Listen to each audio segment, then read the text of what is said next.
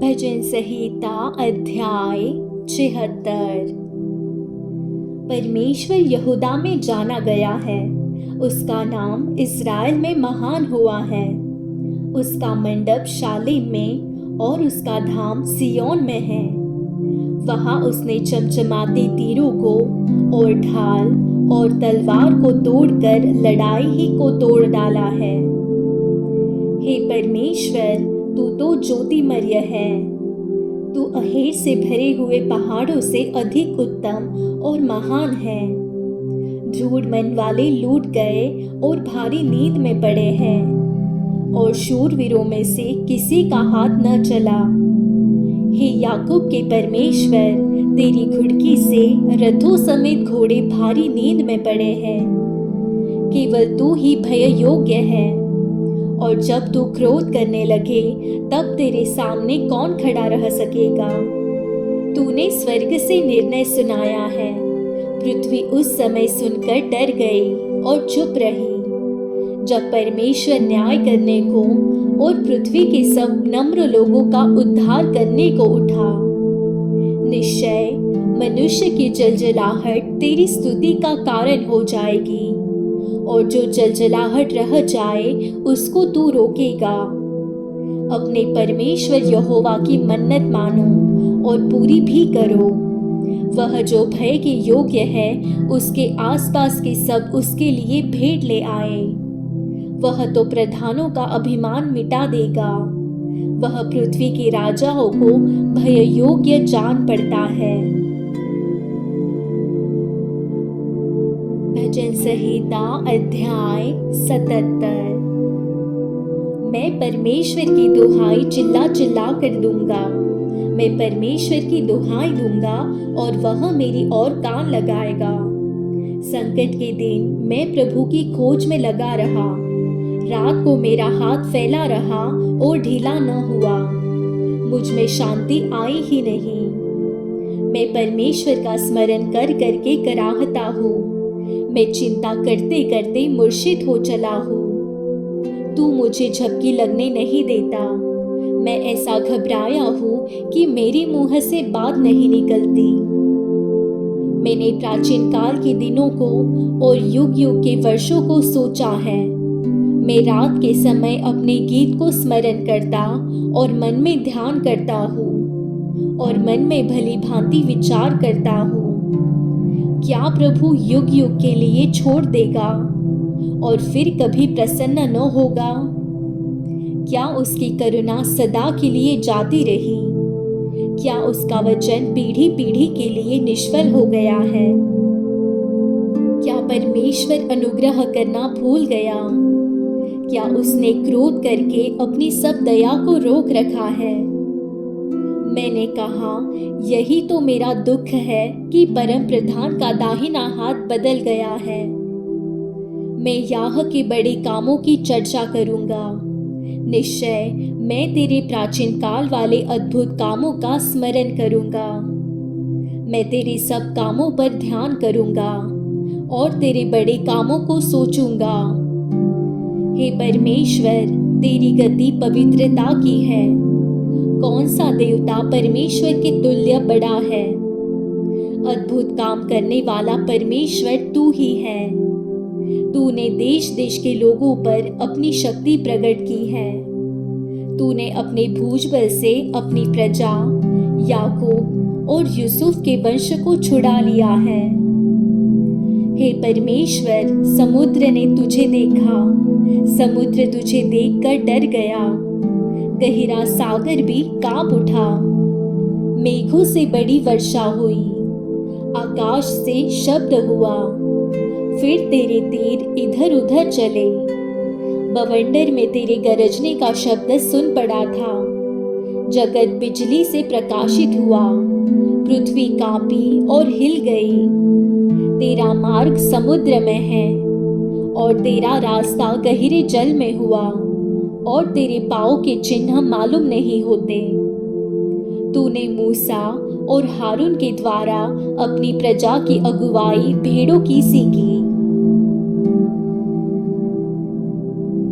भजन संहिता अध्याय 78। हे मेरे लोगों, मेरी शिक्षा सुनो, मेरे वचनों की ओर कान लगाओ। मैं अपना मुंह नीति वचन कहने के लिए खोलूंगा। मैं प्राचीन काल की गुप्त बातें कहूंगा, जिन बातों को हमने सुना और जान लिया और हमारे बाप दादों ने हमसे वर्णन किया है, उन्हें हम उनकी संतान से गुप्त न रखेंगे, परंतु होनहार पीढ़ी के लोगों से यहोवा का गुणानुवाद और उसकी सामर्थ और आश्चर्य कर्मों का वर्णन करेंगे।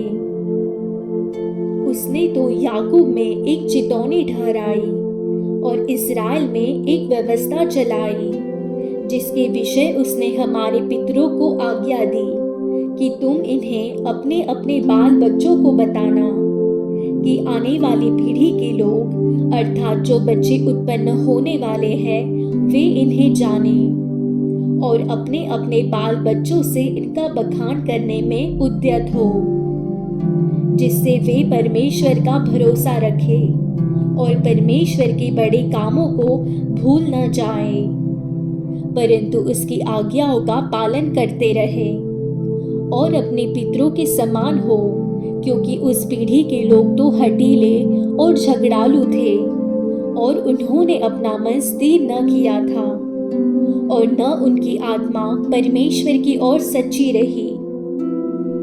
एक प्रेमियों ने तो शस्त्रधारी और धनुर्धारी होने पर भी युद्ध के समय पीठ दिखा दी।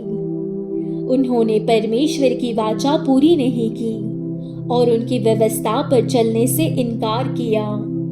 उन्होंने उसके बड़े कामों को और जो आश्चर्य कर्म उसने उनके सामने किए थे उनको भुला दिया। उसने तो उनके बाप दादों के सम्मुख मिस्र देश के सोअन के मैदान में अद्भुत कर्म किए थे। उसने समुद्र को दो भाग करके उन्हें पार करा दिया और जल को ढेर के समान खड़ा कर दिया। उसने दिन को तो बादल के खंभे से और रात भर अग्नि के प्रकाश के द्वारा उनकी अगुवाई की। वह जंगल में चट्टानें फाड़कर उनको मानो गहरे जलाशयों से मनमाना पिलाता था। उसने चट्टान से भी धाराएं निकाली और नदियों का सा जल बहाया, तो भी वे उसके विरुद्ध अधिक पाप करते गए और निर्जल देश में परम प्रधान के विरुद्ध उठते रहे। अपनी चाह के अनुसार भोजन मांगकर मन ही मन परमेश्वर की परीक्षा की। वे परमेश्वर के विरुद्ध बोले और कहने लगे, क्या परमेश्वर जंगल में मेज लगा सकता है? उसने चट्टान पर मार के जल बहा तो दिया और धाराएं उमड़ चली, परंतु क्या वह रोटी भी दे सकता है? क्या वह अपनी प्रजा के लिए मांस भी तैयार कर सकता? यहोवा सुनकर क्रोध से भर गया। तब याकूब के बीच आग लगी और इस्राएल के विरुद्ध क्रोध भड़का, इसलिए कि उन्होंने परमेश्वर पर विश्वास नहीं रखा था, न उसके उद्धार करने की शक्ति पर भरोसा किया। तो भी उसने आकाश को आज्ञा दी और स्वर्ग के द्वारों को खोला और उनके लिए खाने को मन्ना बरसाया और उन्हें स्वर्ग का अन्न दिया। मनुष्यों को स्वर्ग दूतों की रोटी मिली। उसने उनको मनमाना भोजन दिया। उसने आकाश में पुरवाई को चलाया और अपनी शक्ति से दक्षिणी बहाई और उनके लिए मांस धूल के समान बहुत बरसाया और समुद्र के बालू के समान अनगिनत पक्षी भेजे और उनकी छावनी के बीच में उनके निवासों के चारों ओर गिराए। वे खाकर अति तृप्त हुए और उसने उनकी कामना पूरी की। उनकी कामना बनी ही रही, उनका भोजन उनके मुंह ही में था कि परमेश्वर का क्रोध उन पर भड़का और उसने उनके हष्ट पुष्टों को घात किया और इस्राएल के जवानों को गिरा दिया। इतने पर भी वे और अधिक पाप करते गए और परमेश्वर के आश्चर्य कर्मों की प्रतीति न की।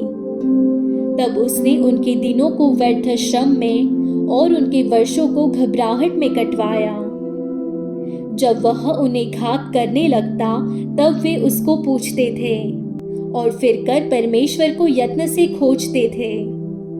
उनको स्मरण आता था कि परमेश्वर हमारी चट्टान है और परम प्रधान परमेश्वर हमारा छुड़ाने वाला है। तो भी उन्होंने उसकी चापलूसी की। वे उससे झूठ बोले क्योंकि उनका हृदय उसकी ओर दृढ़ न था, न वे उसकी वाचा के विषय सच्चे थे। परंतु वह जो दयालु है वह उनके अधर्म को ढांपता और उन्हें नष्ट नहीं करता। वह बार बार अपने क्रोध को ठंडा करता है और अपनी जलजलाहट को पूरी रीति से भड़कने नहीं देता। उसको स्मरण रहा कि ये नाशमान है, ये वायु के समान है जो चली जाती और लौट नहीं आती। उन्होंने कितनी ही बार जंगल में उससे बलवा किया और निर्जल देश में उसको उदास किया। वे बार बार परमेश्वर की परीक्षा करते थे और इस्राएल के पवित्र को खेदित करते थे। उन्होंने न तो उसका भुजबल स्मरण किया, न वह दिन जब उसने उनको द्रोही के वश से छुड़ाया था, कि उसने कैसे अपने चिन्ह मिस्र में और अपने चमत्कार सोअन के मैदान में किए थे। उसने तो मिस्रियों की नदियों को लहू में बहा डाला और वे अपनी नदियों का जल पी न सके। उसने उनके बीच में डास भेजे जिन्होंने उन्हें काट खाया, और मेंढक भी भेजे जिन्होंने उनका बिगाड़ किया। उसने उनकी भूमि की उपज कीड़ों को और उनकी खेती बाड़ी टिड्डियों को खिला दी थी। उसने उनकी दाखलताओं को ओलों से और उनके गोलर के पेड़ों को बड़े बड़े पत्थर बरसाकर नष्ट किया। उसने उनके पशुओं को ओलों से और उनके ढोरों को बिजलियों से मिटा दिया। उसने उनके ऊपर अपना प्रचंड क्रोध और रोष भड़काया और उन्हें संकट में डाला और दुखदायी दूतों का दल भेजा। उसने अपने क्रोध का मार्ग खोला और उनके प्राणों को मृत्यु से न बचाया, परंतु उनको मरी के वश में कर दिया। उसने मिस्र के सब पहलोठों को मारा, जो हाम के डेरों में पौरुष के पहले फल थे, परंतु अपनी प्रजा को भेड़ बकरियों के समान प्रस्थान कराया और जंगल में उनकी अगुवाई पशुओं की झुंड की सी की। तब वे उसके चलाने से बेखटके चले और उनको कुछ भय न हुआ, परंतु उनके शत्रु समुद्र में डूब गए। उसने उनको अपने पवित्र देश की सीमा तक इसी पहाड़ी देश में पहुंचाया, जो उसने अपने दाहिने हाथ से प्राप्त किया था। उसने उनके सामने से अन्य जातियों को भगा दिया और उनकी भूमि को डोरी से माप माप कर बांट दिया और इस्राएल की गोत्रों को उनके डेरों में बसाया।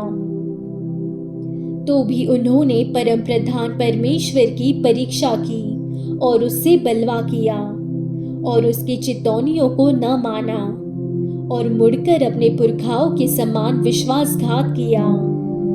उन्होंने निकम्मे धनुष के समान धोखा दिया, क्योंकि उन्होंने ऊंचे स्थान बनाकर उसको रीस दिलाई और खुदी हुई मूर्तियों के द्वारा उसमें से जलन उपजाई। परमेश्वर सुनकर रोष से भर गया और उसने इस्राएल को बिल्कुल तज दिया। उसने शीलो के निवास अर्थात उस तंबू को जो उसने मनुष्यों के बीच खड़ा किया था त्याग दिया और अपनी सामर्थ्य को बधुआई में जाने दिया और अपनी शोभा को द्रोही के वश में कर दिया।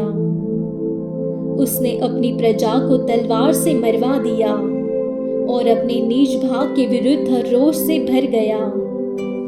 उनके जवान आग से भस्म हुए और उनकी कुमारियों की विवाह के गीत न गाए गए।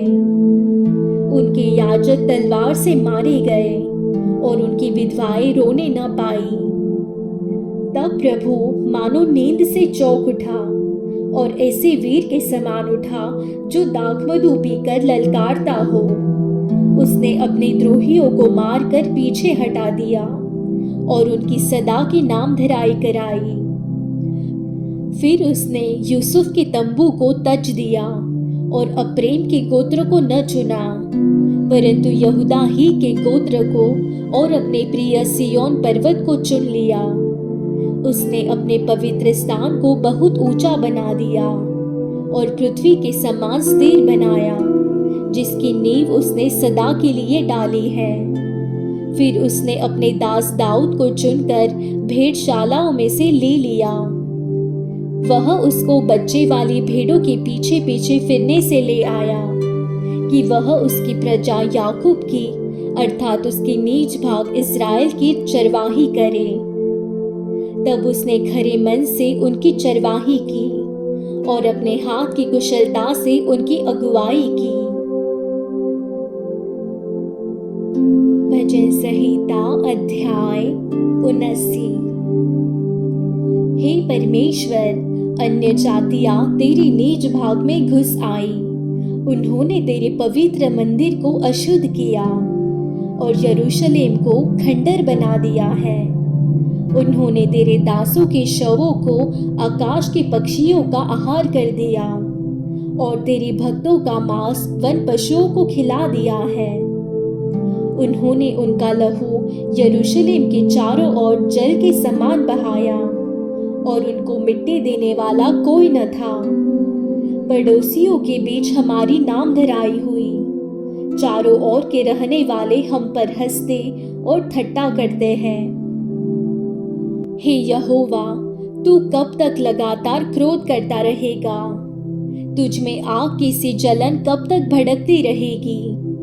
जो जातियां तुझको नहीं जानती और जिन राज्यों के लोग तुझसे प्रार्थना नहीं करते, उन्हीं पर अपनी सब जलजलाहट भड़का, क्योंकि उन्होंने याकूब को निगल लिया और उसके वासस्थान को उजाड़ दिया है। हमारी हानि के लिए हमारी पुरखाओं के अधर्म के कामों को स्मरण न कर। तेरी दया हम पर शीघ्र हो, क्योंकि हम बड़ी दुर्दशा में पड़े हैं। हे हमारे उद्धारकर्ता परमेश्वर, अपने नाम की महिमा के निमित्त हमारी सहायता कर और हमारे नाम के निमित्त हमको छुड़ाकर हमारे पापों को ढाँप दे। अन्य जातियां क्यों कहने पाए कि उनका परमेश्वर कहाँ रहा? अन्य जातियों के बीच तेरी दासों के खून का पलटा लेना हमारे देखते उन्हें मालूम हो जाए। बंदियों का कराहना तेरे कान तक पहुँचे। घात होने वालों को अपने भुजबल के द्वारा बचा। हे प्रभु, हमारे पड़ोसियों ने जो तेरी निंदा की है, उसका 7 गुना बदला उनको दे। तब हम जो तेरी प्रजा और तेरी चराई की भेड़े हैं, तेरा धन्यवाद सदा करते रहेंगे और पीढ़ी से पीढ़ी तक तेरा गुणानुवाद करते रहेंगे। भजन संहिता अध्याय 80। हे इस्राएल के चरवाहे, तू जो यूसुफ की अगुवाई भेड़ों की सी करता है, कान लगा। तू जो करूबों पर विराजमान है, अपना तेज दिखा। अप्रेम, बिन्यामीन और मनश्शे के सामने अपना पराक्रम दिखाकर हमारा उद्धार करने को आ। हे परमेश्वर, हमको ज्यों का त्यों कर दे और हमारी मुख का प्रकाश चमका, तब हमारा उद्धार हो जाएगा। हे सेनाओं के परमेश्वर यहोवा, तू कब तक अपनी प्रजा की प्रार्थना पर क्रोधित रहेगा? तूने आंसुओं को उनका आहार बना दिया और मटके भर भर के उन्हें आंसू पिलाए हैं। तू हमें हमारे पड़ोसियों के झगड़ने का कारण बना देता है और हमारे शत्रु मनमाना ठट्ठा करते हैं। हे सेनाओं के परमेश्वर, हमको ज्यों का त्यों कर दे और अपने मुख का प्रकाश हम पर चमका, तब हमारा उद्धार हो जाएगा। तू मिस्र से एक दाखलता ले आया और अन्य जातियों को निकाल कर उसे लगा दिया। तूने उसके लिए स्थान तैयार किया है और उसने जड़ पकड़ी और फैलकर देश को भर दिया। उसकी छाया पहाड़ों पर फैल गई और उसकी डालियां ईश्वर के देवदारों के समान हुई। उसकी शाखाएं समुद्र तक बढ़ गई और उसके अंकुर महानद तक फैल गए। फिर तूने उसके बाड़ों को क्यों गिरा दिया कि सब बटोही उसके फलों को तोड़ते हैं। जंगली सूअर उसको नष्ट किए डालता है और मैदान के सब पशु उसे चढ़ जाते हैं। हे सेनाओं के परमेश्वर, फिर आ, स्वर्ग से ध्यान देकर देख और इस दाखलता की सुधि ले। यह पौधा तूने अपने दाहिने हाथ से लगाया और जो लता की शाखा तूने अपने लिए दृढ़ की है, वह जल गई, वह कट गई है। तेरी घुड़की से वे नष्ट हो जाए। तेरे दाहिने हाथ के संभाले हुए पुरुष पर तेरा हाथ रखा रहे, उस आदमी पर जिसे तूने अपने लिए दृढ़ किया है। तब हम लोग तुझसे न मुड़ेंगे। तू हमको जिला और हम तुझसे प्रार्थना कर सकेंगे। हे सेनाओं के परमेश्वर यहोवा, हमको ज्यों का त्यों कर दे और अपने मुख का प्रकाश हम पर चमका, तब हमारा उद्धार हो जाएगा।